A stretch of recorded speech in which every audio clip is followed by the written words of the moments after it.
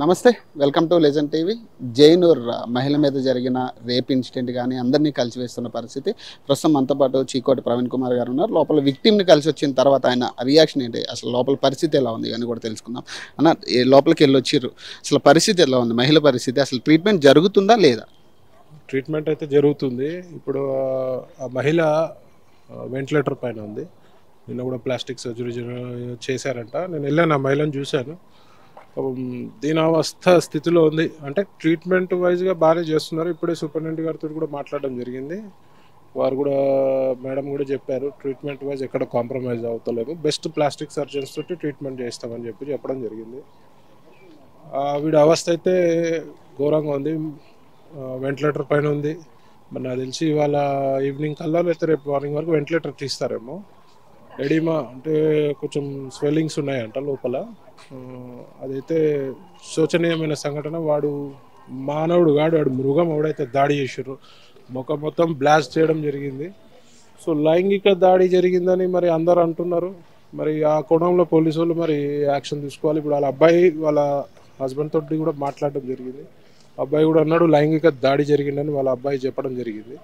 మరి పోలీసు వాళ్ళు ఏమో, గవర్నమెంట్ ఏమో మరి లైంగిక దాడి జరగలేదంటారు. మరి దీనిపై గట్టిగా దర్యాప్తు చేయాల్సిన బాధ్యత రాష్ట్ర ప్రభుత్వం. మినిస్టర్ సీతక్క కూడా వచ్చారు. మరి ఆవిడ కూడా లైంగిక దాడి జరగలేదని ఆవిడ కూడా చెప్పడం జరిగింది. మరి నిన్న ఆమె వచ్చి చెక్కులు ఇచ్చిన పరిస్థితి మరి వీళ్ళకి, అంటే ఎందుకు చెక్కులు ఇచ్చారంటే ఇది వాళ్ళ దగ్గర ఆన్సర్ లేదు. మరి దీన్ని ఎట్లా? ఇప్పుడు లైంగిక దాడి అనేది వాళ్ళ అబ్బాయి చెప్తున్నాడు. లైంగిక దాడికి ప్రయత్నం చేశారని వాళ్ళ అబ్బాయి చెప్తున్నాడు. అంటే రేప్ అయింది అన్నట్టు కాకుండా ప్రయత్నం చేశారని చెప్తున్నారు. మరి ఇంకా ఆమె కోమాలోకి వెళ్ళి బయటికి వస్తేనే, ఆమె వెంటిలేటర్ నుంచి బయటకు వస్తేనే ఆమె చెప్పగలగాలి. ఆమె జాస్ వీస్ అంతా ప్రాబ్లమేటిక్ ఉంది అని టేక్స్ లాట్ ఆఫ్ టైం. మరి చూడాలి ఎట్లా ఉంటుందో. ఏదున్నా సరే రాష్ట్ర ప్రభుత్వము దీనిపై గట్టి దర్యాప్తు చేయాలి. చేసి ఎవరైతే నిందితున్నారో వాడికి FTCల ద్వారా కేసులు తొందరగా ముగింపు చేసి ఇట్లాంటి వారికి ఉరిశిక్ష చేయాల్సిందిగా నేను జ్యుడిషియర్ని దీన్ని కూడా డైవర్ట్ చేసి హిందూ ముస్లిం మధ్యలో చిచ్చు అని చెప్పి ఈ డైవర్షన్లు జరుగుతున్నాయి. మరి ప్రధానంగా దీనికి ఏం చెప్తారు? హిందూ ముస్లిం అంటే OIC ఎంటర్ అయితేనే జరిగింది. మెయిన్ యూజ్లెస్ వెల్లో ఒక మహిళపై ఇంత దారుణానికి పాల్పడ్డ వ్యక్తికి సపోర్ట్ చేస్తూ, అక్కడ ఎవరు సపోర్ట్ చేసినా ఆడ హిందూ ముస్లిం కాదు, సపోర్ట్ చేయాల్సిన అవసరమే లేదు. నువ్వు ఒక బాధ్యతాయుతమైన ఒక పార్టీ అధ్యక్షుడివి, నువ్వు ఎన్ని టర్మ్స్ ఎంపీవి, సిగ్గు లేకుండా మా వాళ్ళని కాపాడు, మా వాళ్ళని కాపాడు, మా వాళ్ళ షాపులను ధ్వంసంలో అవుతున్నాయి అది అని చెప్తారు. దాడికి పాల్పడ్డోళ్ళు నీ వాళ్ళైనంత మాత్రాన, నీ వర్గానికి చెందిన వాళ్ళైనంత మాత్రం నువ్వు సపోర్ట్ చేయాల్సిన అవసరం లేదు. OIC సిగ్గు తెచ్చుకో. ఇప్పటివరకు మరి OIC కూడా రాలే. ఎవరైనా ఒక మానవ దృక్పథంతో రావాల్సిన అవసరం ఉంది కదా. హ్యుమానిటేరియన్ గ్రౌండ్స్లో అయితే ఎవరైనా రావాలి కదా, ఇక్కడ వచ్చి చూడాలి కదా.